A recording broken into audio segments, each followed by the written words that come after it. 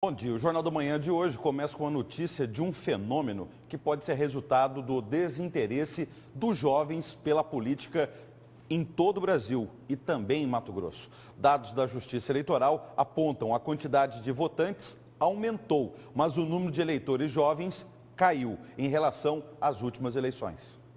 A Justiça comparou os dados do último pleito geral de 2010 com o de agora. Há 4 anos, o Brasil tinha 135 milhões de eleitores, sendo 1.900.000 em Mato Grosso. Em 2014, são 142 milhões e 822 mil votantes brasileiros, dos quais 2.189.703 matogrossenses. Crescimento no eleitorado nacional de 5,17% e no estadual de 4,47%. Já em nível de eleitores jovens, houve queda de 31,43% no país e de 43,74% no estado. E no estado, por exemplo, só para falar, 44% de queda. Então acabou tendo um efeito inverso do que se esperava. Esperava-se que esse jovem se politizasse mais, se alistasse mais para participar do processo eleitoral.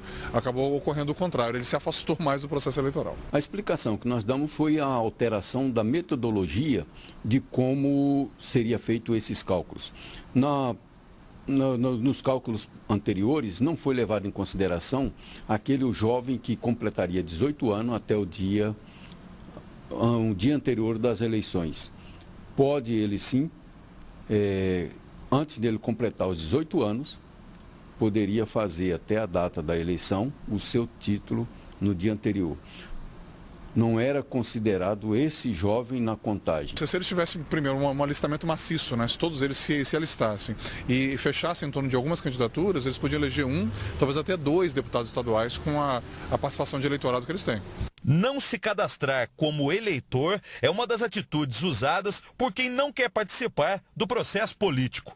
Outra é o não comparecimento no dia da eleição. No pleito municipal de 2012, 22 milhões de brasileiros, ou 16% do eleitorado do país, faltou às urnas no primeiro turno. No segundo, em Cuiabá, somando a abstenção com votos brancos e nulos, totalizou 23% ou mais de 100 mil votos em nenhum candidato. A diferença do primeiro colocado, que foi o Mauro Mendes, para o segundo colocado, foi o Lúcio, foi de 29 mil votos.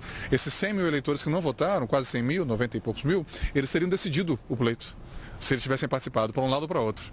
A sanção maior é dele não poder participar de concurso público, empresário que deixar de votar, não justificar a concorrência e contratação com o poder público, não poderá ele adquirir empréstimo em banco para efeito de empréstimo de casa própria. Alguns segmentos, como os jovens, as classes médias, algumas camadas mais escolarizadas da população, elas se sentem subrepresentadas no atual sistema político. É uma das causas das manifestações que nós observamos desde o ano passado, né? Só que elas continuam participando pouco, elas se alistam pouco, elas têm um elevado índice de abstenção, elas não trabalham em candidaturas, então elas continuam subrepresentadas. Então esse é um processo que vem se acumulando, vem se agravando nos últimos anos. A abstenção, ela trará um prejuízo financeiro, que esse prejuízo é para a sociedade, porque foi considerado para aquele eleitor que deixou de comparecer aquele gasto e, salvo engano, apurado na eleição de 2010, o prejuízo para o país foi em torno de 190 milhões de reais pela abstenção do eleitor.